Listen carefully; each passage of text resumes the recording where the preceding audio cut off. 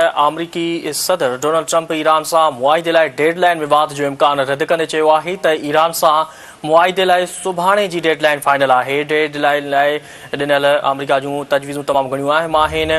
Washington में media सां ॻाल्हाईंदे सदर डोनाल्ड ट्रंप जो चवणु आहे त जंग जो मक़सदु उहो आहे त ईरान वटि एटमी हथियार न हुअणु घुरिजनि। ईरान जी पहिरीं ऐं ॿी रिजिम खे ख़तमु करे छॾियो। 3 नंबर जी रिजिम सां ॻाल्हियूं हलंदड़ आहिनि।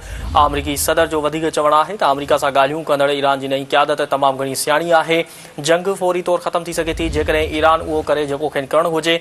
संदसि वधीक चवणु आहे त ज़रूरत पवण ते ईरानी तेल ते कब्ज़ो करे सघिजे थो। रम्ज़ जो सामूंडी लंघ न खुलियो त ईरान में का बि पुल बची न सघंदी। अव्हां खे आगाह करे रहिया आहियूं अहम ख़बर जे हवाले सां त अमरीकी सदर डोनाल्ड ट्रंप ईरान सां मुआहिदे लाइ डेडलाइन में वाद जो इम्कान रद्द कंदे चयो आहे त ईरान सां मुआहिदे लाइ सुभाणे जी डेडलाइन फाइनल आहे। डील लाइ अमरीका जूं तजवीज़ूं तमामु घणियूं अहम आहिनि। वॉशिंगटन में मीडिया सां ॻाल्हाईंदे सदर डोनाल्ड ट्रंप जो चवणु आहे त जंग जो मक़सदु उहो आहे त ईरान वटि एटमी हथियार न हुअणु घुरिजनि। ईरान जी पहिरीं ऐं ॿी रिजिम खे ख़तमु करे छॾियो। 3 नंबर जी रिजिम सां ॻाल्हियूं हलंदड़ आहिनि। अमरीकी सदर जो वधीक चवणु आहे त अमरीका सां ॻाल्हियूं कंदड़ ईरान जी नई क़यादत तमामु घणी सियाणी आहे।